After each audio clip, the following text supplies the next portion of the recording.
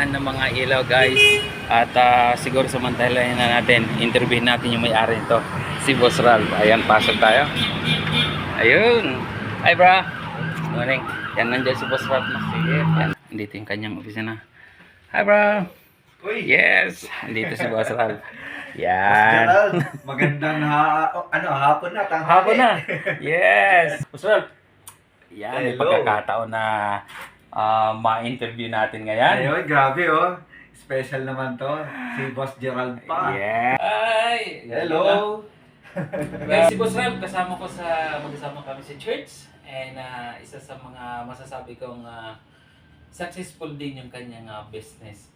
Salamat. Yes, kasi yung mga, lalong-lalo na yung mga produkto niyan, ilaw. Ayun. Yun, kung may mga kailangan kayo dito kay Boss Ralph.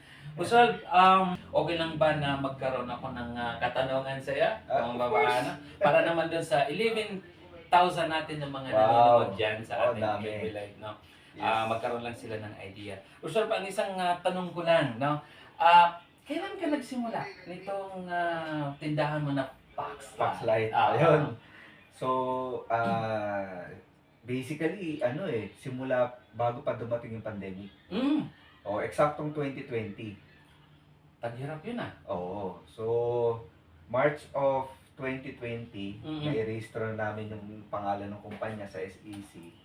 And then, after a week, lumabas yung kauna-unahang lockdown.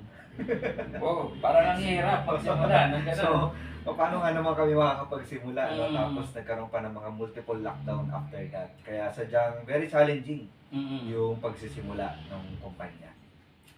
Oh, talaga. So, ilang taon na bali ang Foxlight?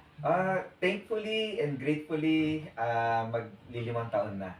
Since kumbaga, even during yung pandemic nga, di ba? Hindi pa rin niya napigilan, no? Yung intention natin na lumago. Oo. Kaya, it's a blessing. Yes. And we're grateful na ngayon maglilimang taon na siya. Wow. Kasi kung matatandaan yung mga amigo, no, nung pagkasalukuyan ng pandemic talagang hirap nun. Right?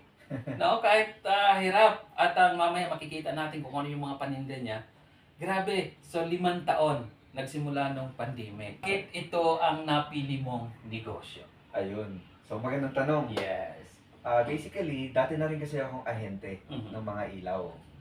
So yung mga kaibigan ko sa industriya, pati yung mga kliyente na rin, matagal na akong ini-encourage na magtayo ng sarili ko.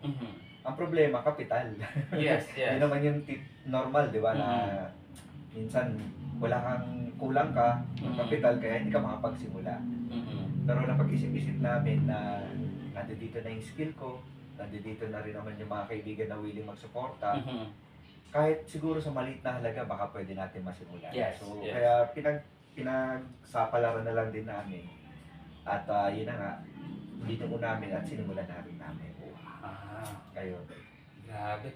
Boss Ralph, nakita ko kanina pagpasok ko, ang gaganda ng mga ilaw. Ano yung pinaka-the best ng mga paninda mong ilaw na talagang binabalik-balikan ng ating mga customer? Ayun, oo.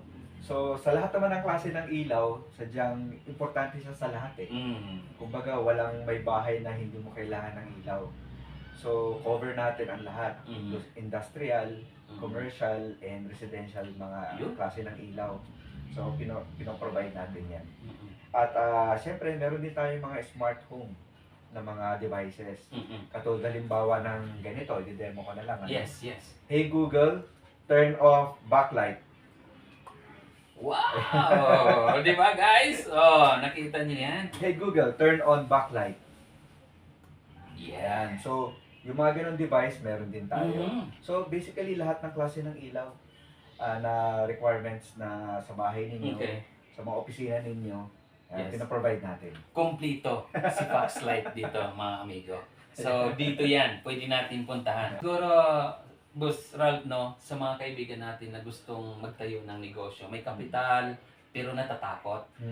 Ang iba naman, hindi sila makapag-business kasi nga hindi nila alam kung paano sisimulan. So ano ba yung mga pwede nating encourage para sa kanila yung gusto magsimula ng negosyo para wag silang matakot na magnegosyo sila? Ayun, oo. Actually, talaga ang pagnenegosyo is always the best way. Mhm. Kasi dito namumultiply natin yung resources na meron tayo. So siguro para sa akin sa base lang sa experience ko, ang pinaka lesson na natutunan ko is gawin ko kung ano yung mahal ko. Yun, di ba? As long as mahal mo yung ginagawa mo, Mhm. madali mo na siya talagang palaguin. Mhm. Napaganda mga amigo ng sinabi ni Boss Ralph. Ang nakita ko dito, no, dapat mahal mo yung Yes. ginagawa mo. Ah, Sa lahat ng gustong magnegosyo, dapat hindi lang sa alam mo yung sistema, dapat talaga nandun yung dedication, alam mo yung negosyo mo. At sabi nga ni Boss Ralph, no, hindi mo ma-perfect. Pero kapag paulit-ulit mo nang ginagawa, maaring ma-perfect na yung isang bagay. So yun ang lakas ng loob na ginawa ni Boss Ralph. Kaya naman nagsimula siya nung pandemic no, kung saan taghirap, no? Ang iba nun ay talagang nalugi yung kanilang negosyo, pero siya ay nag-boom. Tumaas. So, Boss Ralph, maraming salamat Maraming sa salamat, pagpapaunlak. salamat. Yan. Yeah, So, thank you. thank you sa mga nanonood.